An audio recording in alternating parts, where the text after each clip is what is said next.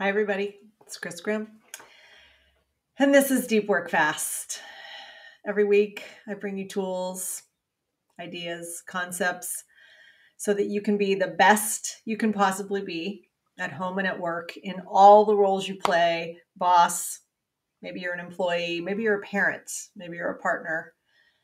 I want you to be great in all of those roles, no matter what they are. Today, I want to talk about progress, not add a new concept. So most of the time, I'm teaching you some little tidbit of content so that you can change a specific thing. But today, I want to talk about progress because I thought, you know what? I've never really talked with people about this and what I experience. Oh, by the way, we dropped a blog yesterday. It's about this. I gave you 5 ways to track progress against your own personal change or for your personal change, when it's not super tangible. And what I mean by that is, if you go to the gym every day, or if you're losing weight, you can actually see that progress as you're making it.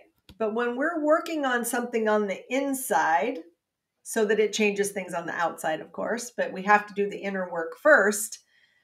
Often those changes are subtle, sometimes they're nuanced, and oftentimes the changes have to happen inside our head or in our heart or in our body before they show up in our real life. And so in the beginning stages of that, often people come to me and they are frustrated because they think I'm doing all this work and yet it's not happening fast enough. I'm not seeing the change in my relationships. I'm not seeing the change in my work.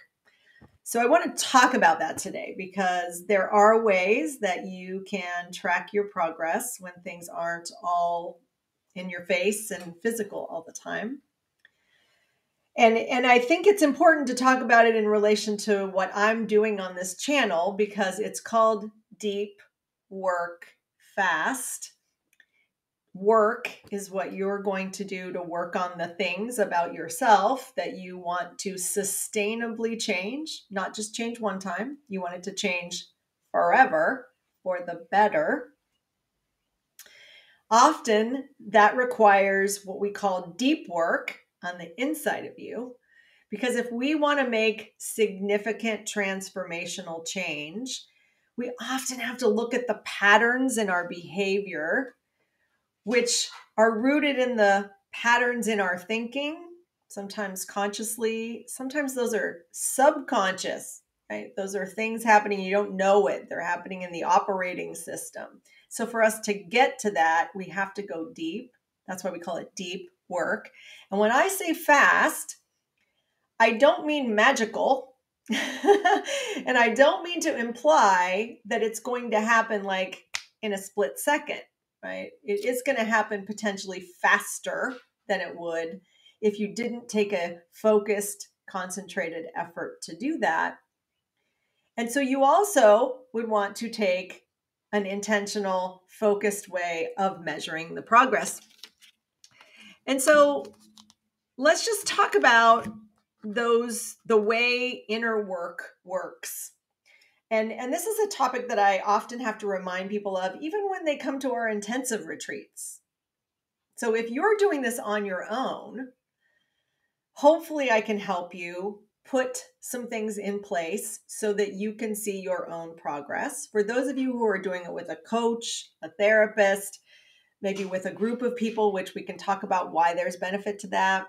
Or like I said, some people come to our retreats and then that's a really intense experience. And then they go back home and you have all these new tools that you have to integrate into your life. And so if you don't have practices in place or agreements with yourself on how you're going to know things are changing, you could easily get frustrated because the other people in our lives, at work and at home, well, if they're not doing the same work, then why would they? They've got their own stuff. They've got their own lives. They've got their own little bubble that they're operating in every day. And even though we're all bumping into each other all day, every day, oftentimes we aren't working on the same things at the same time. So the people at work and at home, might actually resist you trying to change things. which could make it harder for you to see progress or to know if you're really learning something new. So I want to just anchor you into a few things. One, for real change to happen, like I said, it's an inside job first. So you have to know, you have to expect, you have to have focus on the inner work, which is having tools, having time to think about what you're thinking.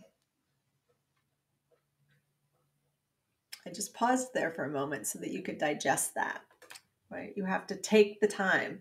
That could be walking every morning by yourself, not on the phone, right? Not talking to other people, but really just spending time alone. For other people, that might be a meditation practice. For other people, it might be dedicated silence. And if you know me and you've been here at Deep Work Fast, you know that I am a huge fan of protected, full silence. That gives you the time by yourself, with yourself, without the distractions and demands from everyone else, and without the interference of other stimuli, to be there with your thoughts and then to reflect. And this is a big part of it, for you to be able to reflect on changes that you're feeling and or noticing. And those are two different things, right? You have to have awareness to actually notice when things change. And awareness means you're paying attention, you are intentional. You're saying, okay, let's say you're practicing being a better listener. Well, instead of waiting for other people to tell you you're a better listener, you could set the intention that in meetings, for instance, or in a conversation with your significant other, that you could say, I'm going to practice my listening skills now. And you could just start being aware of what that looks and sounds like when you're listening more than you're talking. Maybe it's doing what I'm doing now, right? That's just me intentionally creating pauses. So maybe if you want to be a better listener, you might be doing that. And I'm demonstrating that to you because the inner work, right, takes intention. It takes giving the space for us to say to ourselves, okay, I'm going to try to do that in a new way. I'm having the thoughts about that. Now I'm going to try it. And then you have to try it. And then later you have to reflect on it.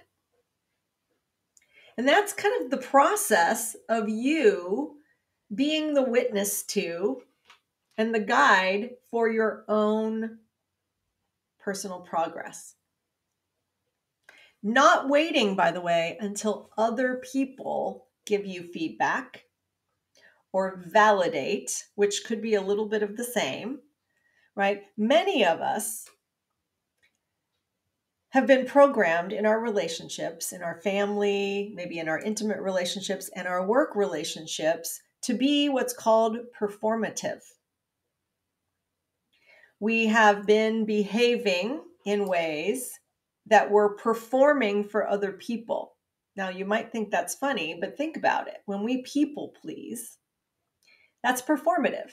It means I'm going to do what I think that person wants me to do, right? So if it's your boss, for instance, you might say, okay, I'm going to do all the things that he or she wants me to do, even if it doesn't feel right to me. That's a normal thing I hear from people. And another thing I often hear from people is that in their home life, they might not love it. It might not even be working. But we often are behaving in ways, maybe for a long time in our life, that was actually about how the other people felt, not how we wanted to be. And so if you are working on yourself, for yourself, wanting to feel more confident, feel more successful, have better interactions with people, whatever it is that you're working on that's requiring that deep work, You have to know what success looks like without the other people first. Let me say that again. You have to set the success metric. You have to decide what success is going to look and sound and feel like to you. And then I promise, when you establish progress against your own criteria for success, then you're going to be able to measure it differently. That frustration of not knowing if you're making progress won't be waiting for other people to tell you that it's working. You'll know.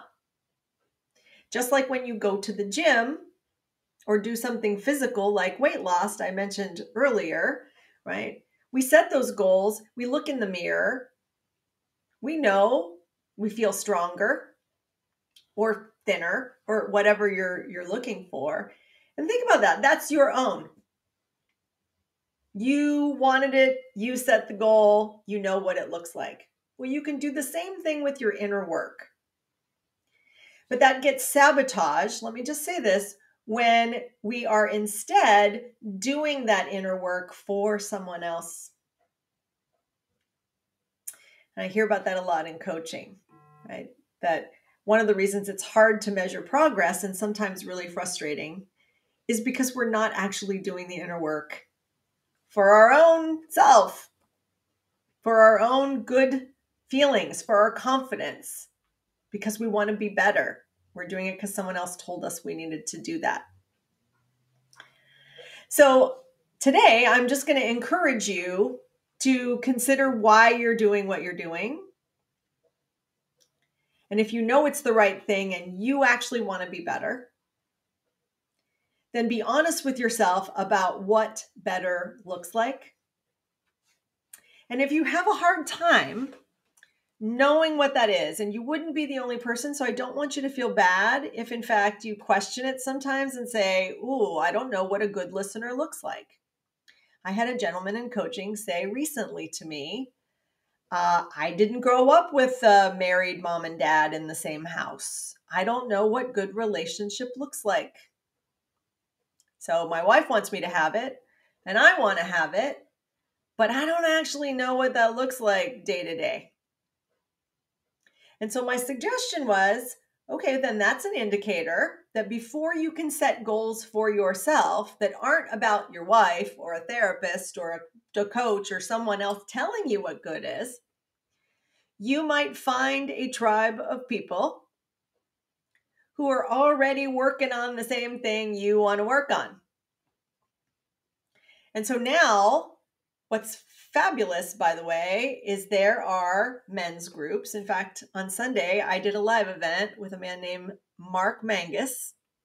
He runs men's circles, online and in person, where men who are trying to improve their understanding about their emotional selves, well, they can all be together. Some of them are further ahead than others. Some of them are newbies, right? But it gives them that space to talk about where they are on their own journey, get some hints from people who have already done it, and then again, come back inside and say, okay, what's right for me? What's success going to look like for me? We do the same thing with Avi, my business that does retreats.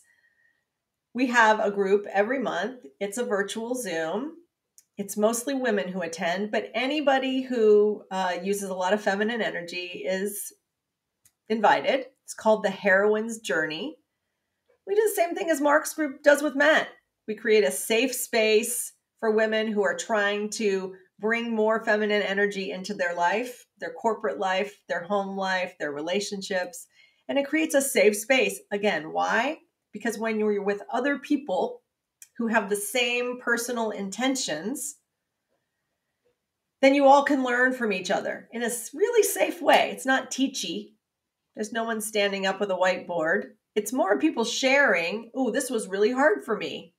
I'm not used to doing inner work. I'm not used to trying to measure progress when this feels awkward, or I'm not ready. I'm having new thoughts. I'm noticing that my thoughts are different. How do I bring that into behavior? That's a really great thing that groups can do. I've also noticed that some of my people, and this is a tip for you, and I put it in the blog, but I'll just say it to you right now. I have clients who like to track progress. And so I'm like, okay, then do it. So some of them are using what I call the 5-minute journaling process. It's where either in the notes app of this device or on paper, whatever you prefer, you just take 5 minutes a day or less, and you write yourself a note of what you've noticed related to your own progress. So it might look like just a note where you say, hey, I just noticed that I'm not as frustrated waiting in line at Starbucks in the morning. I used to be super angry. I used to be annoyed. I used to be in a hurry all the time and wonder what the hell these people were doing and why they took so long. And now it doesn't bother me anymore. It's progress. Is it huge progress? Maybe for you it is. So this 5-minute journal, there's no judging. You don't have to show it to anyone. And I've noticed for people who, especially the ones who have gone to some of my retreats, when they come back into real life and they're trying to put all these things into motion, some of which are deep inner work. So it's doing a lot of journaling or it's doing a lot of thinking, but not necessarily making a decision to make big change yet. I want to keep them on track. I don't want them to be frustrated. So I'm like, okay, put it somewhere. Tell yourself you're making progress just because your thinking is new. That's great. You get credit. And then later you can look back at that, by the way. I know when I do stuff like that, I like to look back in a month or so, and then I can see where I started. Oh, look at this. Before I started working on that silence, here's what I was doing. I also really like to keep my journals, although I don't like to reread them, by the way. Old me. Ugh. But it's a great way to know I made the change. I don't need anybody else to tell me. You don't either. So some other things that I can suggest to you is try to find a way to be objective about what you're doing. And like I said, set some success metrics for yourself and being kind to yourself. Most people don't know how to do that, right? We're super hypercritical. We tend to kind of get down on ourselves and get frustrated when we don't see material, big change really, really fast. And I will tell you that the things that matter the most in our lives, well, they don't change that fast because guess what? It took a long time to get here. So if you're going to change something super deep, be patient, be compassionate with yourself, look for success in the little things, give yourself credit. Write that down somewhere and track it so that on the moments where you're feeling really bummed or feeling like maybe you went backwards a little bit, that you can look at that and know that you need to stick with it and it'll be fine. That's the last thing I want to say. Forgive yourself if, in fact, you backslide. Totally normal. If you've been using certain behaviors and thinking patterns your whole life, most likely, like I was saying, oh, there's Shasti getting ready to make a cameo. Anyway, if you've been using the same behaviors and thought patterns your whole adult life, and maybe even before that, changing it sustainably, like forever, ever, and being totally new, that's not going to happen overnight. And most likely there are going to be situations and specific people who push your buttons right in the right way that's going to make you potentially go backwards or feel like you're going backwards. And so I want to say today, if you do go backwards and do something or say something that you're not proud of, and you go, oh my God, I've been working on that. How did that even happen? Forgive yourself. It's okay. And know that sometimes I feel like the universe gives us the opportunity, like a little test, to see how far backwards we're going to go.